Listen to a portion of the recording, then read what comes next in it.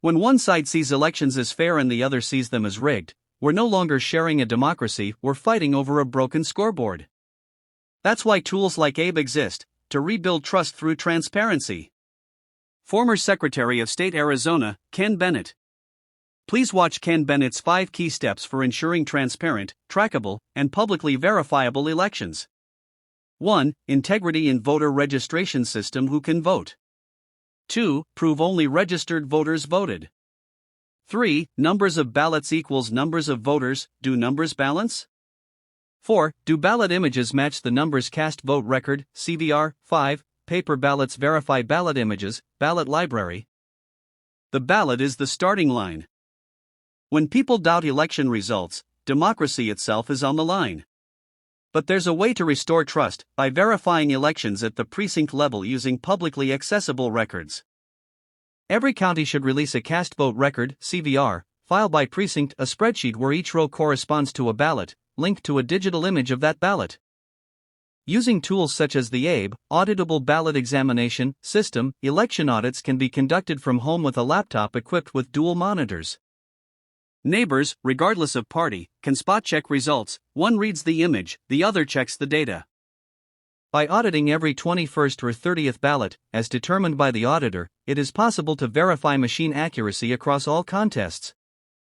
Should any discrepancy be detected, further investigation of that particular race is warranted. This can involve sorting the relevant race in Excel to closely examine undervotes. Ideally, the error rate should not exceed 1 marked error per 250,000 completed bubbles. ABE, a tool for the people and election departments. Here is a link to a video of former Secretary of State of Arizona Ken Bennett, who was the chairman of Audit, Elections, USA, explain his 5 key steps to verifiable elections. ABE is a simple Excel macro that links ballot images to CVRs. It lets people and election departments audit results quickly, securely, and independently. With ABE, you can hyperlink 350,000 ballots to their records in under 3 minutes. Generate 247 precincts in Excel spreadsheets for auditing purposes using a computer with an i7 processor and 64 GB of RAM, completing the task in under 45 minutes. Review overvotes and undervotes by race as needed to resolve voter intent issues. Done with speed and accuracy that you visually see and verify. The system is secure and efficient, operating independently without direct connection to any election management systems, EMS. ABE functions solely as a standalone computer, receiving data from the EMS exclusively through an air-gapped network. Play video here. I just want to share my 5 key principles or steps or whatever for ensuring elections with integrity. 1 is integrity in the voter registration system. Now, this can mean different things to different people. Some people are totally focused on, has the voter proved citizenship and on and on and on. To me, integrity in the voter registration system is as simple as state law already says that the list of voters and their names and addresses are public records.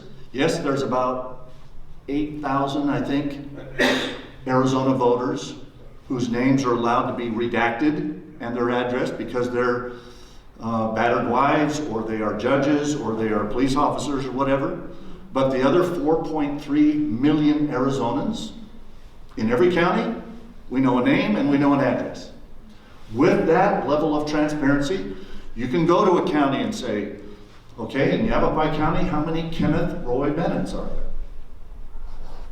And even better, you can go to 2150 Ewing Drive and see that, is there a Kenneth Roy Bennett registered there?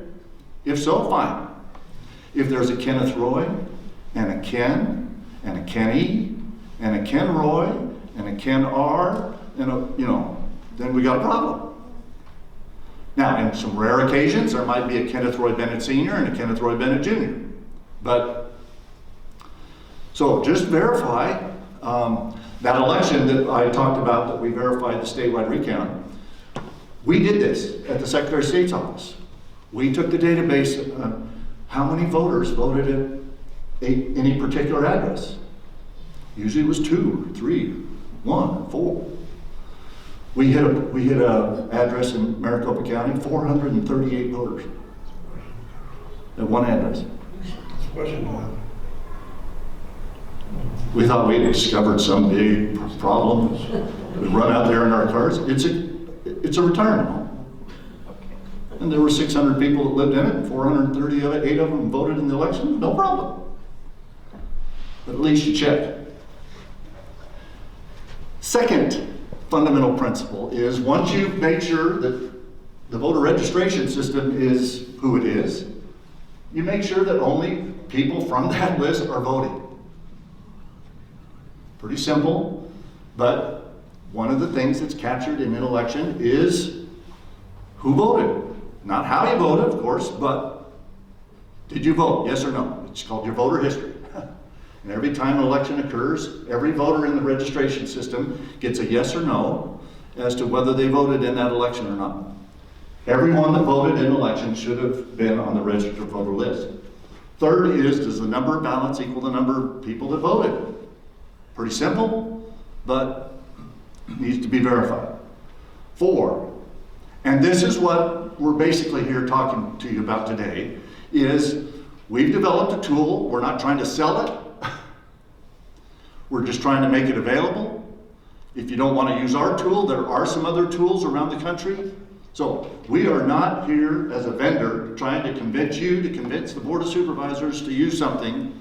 We're just saying that we have a tool available that helps primarily in this number 4 key area. Every time a ballot goes through a machine, the machine takes a picture of it. And then the programming from the election management system is basically looking for black dots in certain key locations on that ballot image. And black dots in certain places mean a black dot here is a vote for Smith, a black dot here is a vote for Jones, a black dot here is a vote for Garcia. This critical step is basically saying, look at the ballot images and then look at the record of those votes that's in a spreadsheet called the cast vote record. A spreadsheet has rows and columns. And each row is a particular ballot. Row number 100 is the 100th ballot that was processed in the election. The columns are Smith and Jones and Garcia and Bennett and Brakey and whatever. And so if you look at ballot 100 and you see that there's a vote for Smith in this race and Jones in that race and Garcia in that race, you go to the cast vote record and simply confirm that it recorded a vote for those people in those races. That's all that's happening here. There's a fifth kind of cherry on the top. If you ever needed to, you can use the paper ballots to verify that the ballot images were captured correctly by the machines. But those, to me, are the 5 keys for a transparent, trackable, and publicly verifiable election. There's other things that are important as well, but those are the main 5. Here is a cast vote record. Here's ballot number 1. Now, this is public information from Dane Yes. County, Wisconsin? Is this? Yes. Okay. I believe it is. It could be, I forget, but it's, yeah. We got 2 counties up here. Yeah, we'll show you some data that's publicly out there, some counties. And this is not a new thing for some counties across the country to publish their ballot images and their cast vote record. This is from Dane County, Wisconsin. From a race in what, 18, 20? This is 2024. 24? It's just Okay. recent. Okay, so a row on the cast vote record is the ballot. Ballot 12 was the 12th ballot that was processed in that election, and the columns are the choices that they made. We don't know who voted ballot 12, but on ballot 12, they picked Cox and Schiffinelli for governor, they picked Glassman for controller, and on and on and on. And if you pull up the image of ballot 12, and if you have a system, and that's what Abe does, Abe takes a big file of ballot images, which the county keeps, and the cast vote record, and it simply correlates them.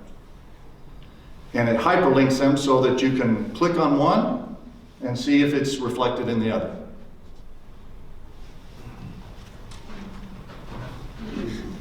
And this is what Abe does, and Abe is not some big thing that we spend a lot of money. As John said, Abe is basically using Microsoft Excel with some macro programs to say, go get this from there. So you got to tell it, okay, here's where the ballot images are in this folder. The cast vote record is in this folder. We want you to put those together and give us the results in this folder. And that's all Abe does. Okay, we're in the file folder, and we're going to go ahead. As you can see, I'm highlighting this right here, Pima County. Okay, that's the test we're going to do. And we're going to do Dane County, Wisconsin, the 2024 election. And I'm going to use version 3.6, and I'm going to open it up. Activated the macro, and Excel will accept it because I gave it permission. You can read these directions, but time is of the essence, so I'm going to go fast here. Click here on this orange, click here to start, okay? Yes, I want to continue. Click to select the folder containing the ballot images. So I'm going to click on that, A. So let's find A. Oh, there it is. Then right down here where I'm moving it, you can see Dane County ballot images. Okay, so I'm going to click OK. Okay, B. Now I'm going to go to B. This is Dane County results produced by Abe. This is where we're going to store them. Okay, and then I'm going to say OK, because right down here you can see this is lit up. So I'm going to say OK. The cast vote record that's looking for the database because it needs to know where it's coming from and where it is. So I'm going to go to file C. And on this one, I'm going to have to double click it, and there it is. And then I click on it. Then you can see it's lit up down here. It says the best. So we're going to open that, and now that is entered. Now this screen pops up, and I just minus it down because it will come back later to be used. To select ballot log. It's at, yep, ballot log database. Going for that. Then I'm going for the cast vote record, the CVR database, and it's got to know where to look and where to find this stuff. And then where it's marked precincts, that's what we're working with.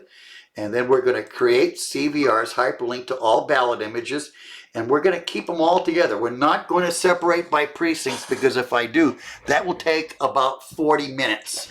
And we have 368,000, I'm circling right here, 26 records. And we're going to hyperlink them twice, and we're going to find all the missing ones will be outlined in red. I'm going to turn a clock on because we want to see how long it takes to go ahead and hyperlink 700,000 records and put them onto one sheet. Now, if I was going to do precincts, like I said, it would take about 40 minutes. I've got this thing already. I'm not going to do unders, overvotes, write-ins, or separate by precincts. That's another run. I always run this first to have a master sheet all hyperlinked because I'm going to look for undervotes, missing, let's put it this way. You do the presidential race and you find that people have circled the circle, they haven't filled in the bubble. It only works if you fill in the bubble. That's how it works. So anyway, I'm going to hit start and continue, and now we're getting ready to go. Okay, preparing CVR files for processing. You'd be surprised how fast this thing can go. Process indicator, adding links and highlighting names.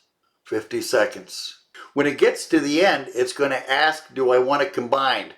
I have that built into it because let's say you decide to run Abe on a separate computer, let's say the day after the election, and you're still counting votes and you got 80% done.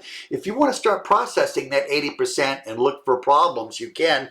And then when you get final, you can run Abe again, collect all the data, and then it will combine one with the other because you don't want to lose the work that you already did. 1 minute and 28 seconds.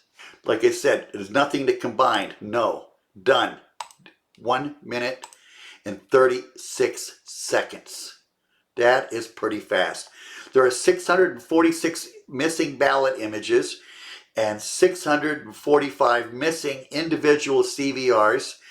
We have an explanation for that about it.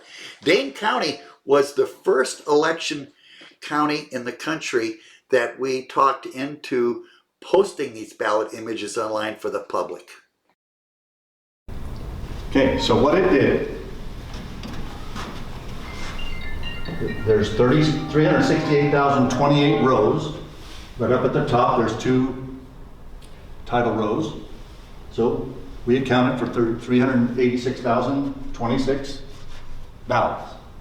And now the ballot image is associated with each ballot. And you can click on that image and see the ballot image and see that did they vote for Harris or Trump, or did they vote for Baldwin or Olson, and now you can basically side by side on a screen, you can look at a ballot image and make sure that the votes on that ballot image were correctly recorded in the cast vote record. Next, what I'm going to do is something that I think is just quite incredible. And I'm going to show you how we can take the CVR and get the results off of it by using Microsoft Pivot. So you follow me on the mouse. I'm going up here to Insert, and I'm lighted up column H, because that's what I want to look at, is column H. And then I'm going to here, and these are recommended pivot tables. And I'm going to use the top one, and it's going to wind up spitting out the results. And here we go, very quick. Okay. And now it's going to open up a new tab, and here it is. Now, what is incredible about this is, first off, you see it matches 368. We know we have that many records, and then I'll have a chart over here eventually in the next slide that will show how this thing all matches up. But what's really slick, you can see is sheet 1 now. I'm going to move it over here, and its results. Now let's take a look. Wow, this is a pretty heavy result, but this is incredible. Watch this. I'm going to click on the number, and let's say, well, gee, there was what? Let's look at undervotes. There was 1,410. I'm going to click on that. Wow, look what it just did. It just opened up all of them with undervotes, and is telling me where they are, that I could go ahead and identify and take a look and see, gee, is that a real undervote or no? And I don't look at undervotes this way, but on a close race that's really close, you can segregate all those undervotes and take a look at them. So I wanted to show you that. There are 3 rows up here on the top, okay? Now we're going to pull it down to here. And it says that we have 1,410, is that correct? Let's take a look. This one, 1,410, that is correct. So now you've put all of the undervotes in one place, and you can go through and look at it. And we're going to see some examples in just a couple more slides of how undervotes occur, sometimes intentionally and sometimes unintentionally by the vote. And if you have a race that's decided by 2 or 3 votes, you may find some undervotes that were actually, Arizona's a voter intent state. If there's a question, the county election officials have to try to decide what was the intent of the voter. We'll see that here in a second. Another thing though that you get is you get some information about the different kind of ballot styles. And in this county, for example, they've got a voting jurisdiction out of 368,000 voters that voted. So there's probably, what, 500,000 registered or 600,000? They've got 2 people that are in somewhere where they have their own ballot style just for those 2 people. Because they're in this city council race, but they're in that supervisor district, and then they're in this school board district, and they're in that water district. And by the time you figure all that, sometimes you end up with 2 people in a district, you got to print a specific ballot style for 2 people. Now, most of the other people, there's 38,000 or 32,000 people that use ballot style 56. These, if you had selected, I want a separate ABE cast vote record by precinct, then you can create it this way, and you can go in and look at each precinct. But I'm going to move forward here. Now, you may have seen there that there were some missing ballot images. Well, in Dane County, Wisconsin, it's a split county, and some precincts are in a different county, and so they have this funky thing in Wisconsin where one county will count the votes for the next county because some of their people are in our, anyway. And so there's Green City and Jefferson County are kind of split between two counties. So the counties figure out that the 561 people that are in those areas is the difference between how many votes that were counted and the total that was on the cast vote record. Let me see if I can find the one that here's the one I'm looking for. Okay. This is an example of an election report that would be printed by the election management system. Pima County uses ES&S. So this is an example of a precinct. Now we've jumped to Somerset, Maryland. And this is an ABE report, and you can see that it's coming up with the same numbers. 447 for this governor and lieutenant governor pair, 332, 332. So obviously we're trying to verify the accuracy of one thing by seeing if the results are the same when we run it under a different system. Here's some example of undervotes or write-ins. If you fill in the box that it's a write-in, now two election workers from different parties have to look at it and say, okay, this person wrote in Gregory Padgett. Was Gregory Padgett in Arizona? You can be a write-in candidate, but you have to do certain things to be a qualified write-in candidate, and then we'll count votes for you. If you're Jonathan Tyler and you just wrote in your own name or your brother's name or somebody, and you're not a qualified write-in candidate, we don't count votes for them, and we don't count none of the above, and usually the biggest one is Mickey Mouse. And Donald Duck usually takes second. So there's write-in issues. Here's an interesting example of a voter in Maryland was voting on all of these constitutional amendments. And instead of filling in the bubble, circled. Oh, these were candidates. Circled the name and circled the bubble. Did that 14 times. On 13 of the 14 times, no mark crossed through the bubble, but on one of them, it did. And so it only recorded a vote for that constitutional amendment. All these other votes for this voter were as though they had not cast it. So if you had a race, though, that was decided by one or two, and you had to go back and look at the write-ins or these undervotes, these would be undervotes. Here's overvotes. Vote for one and they voted for two. Vote for one and they voted for 5 or 4 or whatever. Now, if they fill in the bubble, the same for everybody, you can't tell which one they... But maybe you hit one that has a hesitation mark where they touched the pen, lifted it up, and then said, oh no, I really wanted Dan Cox. Would you count that as a vote for Dan Cox? I would. If I was sitting at a table and somebody said, we're trying to determine voter intent here, I'd say Dan Cox. If I go back, I can't tell whether the mark for Dan Cox and the mark for Wes Moore are about the same. I can't tell that. But on that one, this might help you determine that if the adjudication people decided that this vote went to Dan Cox, okay, we're good with that.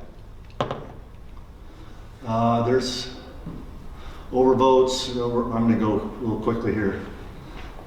This is another report that comes out of an election management system, Somerset County, Maryland, 6,958. I think this was, John picked this one because you can show it, you can do something with 6,000 or 7,000 voters in a few seconds. And you can check by precinct, and I don't know how many precincts they might have had, and pick up what we're talking about. Now you can hyperlink a ballot image and the cast vote record. And you can say, over here, there is a vote in this race for Terry Evers, or Tony Evers. Tony Evers was reflected as the vote recorded in the cast vote record. In this race, is it Josh Call for Attorney General? Yes. What's on the ballot image matches the cast vote record. You want to do that on one ballot? You want to spot check every 15th one? You want to pick a whole precinct and go ballot by ballot? Or do you want to check all 6,942 or whatever it were? Other kind of examples where that person their vote was not counted because they circled the circle instead of getting a mark of blackness inside the circle. And if Donald Trump lost or won in this jurisdiction by one vote, that'd be a big deal. That's it. Can these systems be rigged? Yes. On Election Day 2024, at least 227 bomb threats were reported across key U.S. counties, including 16 in Arizona. Federal authorities traced many of these threats to Russian email domains. Ask yourself, what better distraction for a cyber operation? While law enforcement scrambled, election systems were left exposed. That's not speculation, it's a national security concern. It doesn't take much. Hacking an election can take just 5 minutes of access. With tools like a USB utility knife, a person could take over an election management system, EMS. Plant self-activating malware. Use hidden Wi-Fi or Bluetooth to transmit results. Leave no human-readable trace. Cybersecurity expert Ray Lutz warned of this exact threat. A USB hacker tool could change virtually any election result given access. Read Ray full report. Why ABE matters. ABE exposes fraud by comparing the ballot image and spreadsheet. If they don't match, something's wrong. 30 days following the election, auditors who have completed their audits and submitted their results should be permitted to select several images, schedule an appointment, and require the operator to locate the appropriate box. The operator would then open the box, photocopy the relevant ballot, and compare it to the auditor's copy as a final verification step. This process aims to provide additional assurance regarding the integrity of the election. What trust looks like. When people trust elections, voter turnout rises. Trust comes from evidence, not secrecy. Better candidates step forward. Election officials gain public respect and support for running elections that are transparent, trackable, and publicly verifiable. Trust comes from evidence, not secrecy. The founders knew this. Abraham Lincoln warned, "If destruction be our lot, we must ourselves be its author and finisher." Why we named our program ABE. Abraham Lincoln, who understood what we now face today. Lincoln warned that America's greatest threat would not come from abroad, but from within. Let them know the truth, and the country is safe. Abraham Lincoln. In 1838, he told the Young Men's Lyceum, "If destruction be our lot, we must ourselves be its author and finisher." As a nation of free men, we must live through all time or die by suicide. Lincoln knew that the real danger was internal division and a loss of shared truth. Learn more and take action. Visit my Substack, https://johnrbrakey.substack.com. Explore in-depth articles, including legal documents, case studies, and video reports. We must demand release of anonymous digital ballot images. Public access to cast vote record databases. This is how we fight corruption in the digital age. A call to courage. It is important to prioritize election security and public oversight. Ensuring that votes can be verified contributes to maintaining trust and transparency within the democratic system. Seeing is believing. Let us reject secrecy and instead advocate for ballots over bullets. Truth through transparency. Let's use digital crowdsourcing to verify election results and reduce tensions in our country. It's fast and easy. Take action. Visit my Substack and join for free. Let's lead with truth, courage, and love. Because hate corrodes and love sustains.